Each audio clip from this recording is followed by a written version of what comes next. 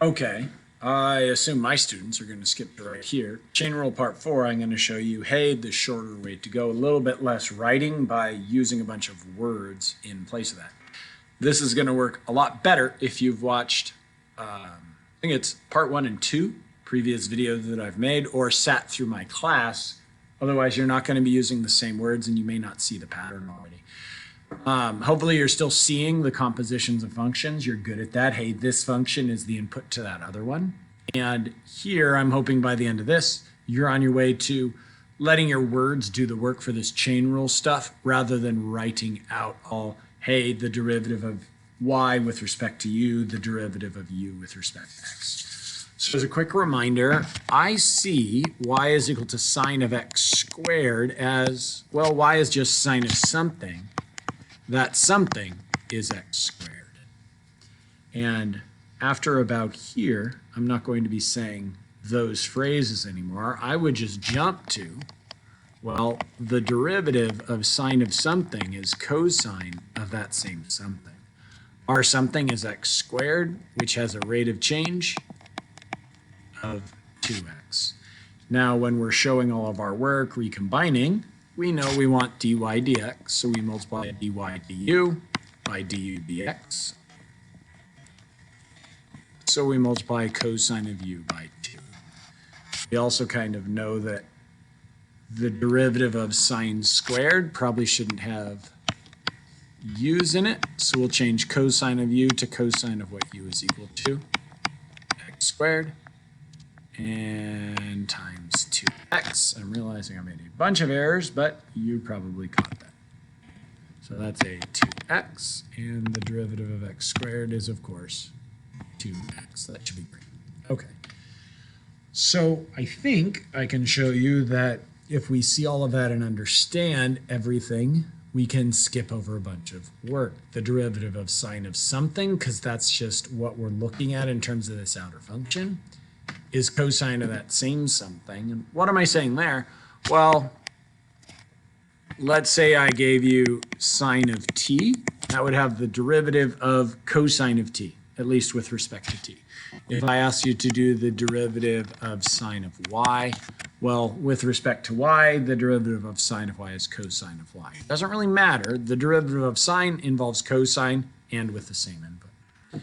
The something that's inside there, so we say, and our something is x squared, and that x squared has a rate of change of 2x. So those are the words you're going to hear me say with, well, redoing this next example. It's all of the same stuff we did. I'm just not going to be writing any of this. In fact, we're going to be jumping straight down to the bottom here. Okay, so the derivative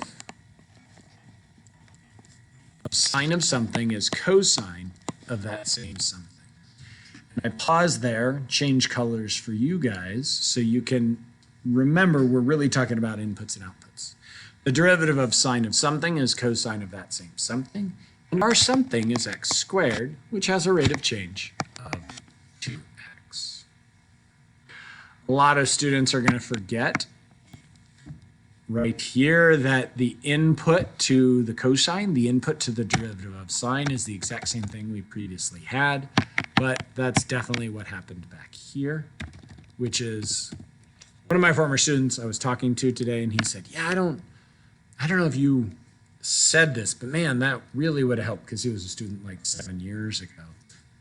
The derivative of that something is 2x. Okay, here we go. Let's do that again. Let's see if we can shortcut this. So I know this says decomposition and differentiation, but we're just going to skip ahead.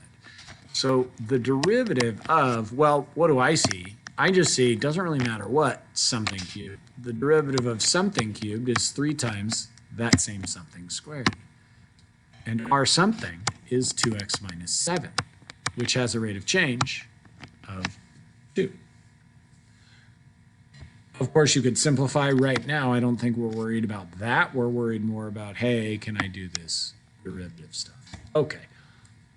So if you need that, hey, here's everything written out that I just said. So what are we going to do here?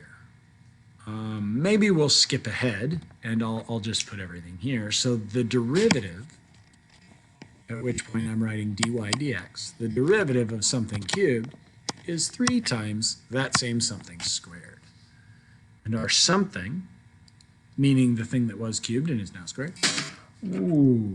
our something is sine of x, which has a rate of change of cosine of x.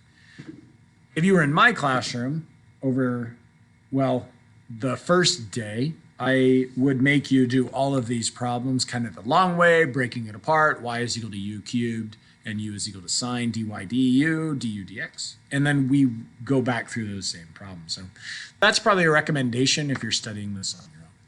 All right, what do we see here? Well, the derivative, so we write dy dx of something cubed is 3 times that same something squared. Our something, how about blue, is tangent of x, which has a rate of change of secant squared x. You ready for another one? They're going quick now. What do we see here? Well, you can kind of ignore that 3. The derivative of constant times a function is that constant times the derivative of that function. So I'm going to say the derivative 3 sine of something is 3 cosine of that same something. Our something is 2x cubed, which has a rate of change of 6x squared. All right, that's it.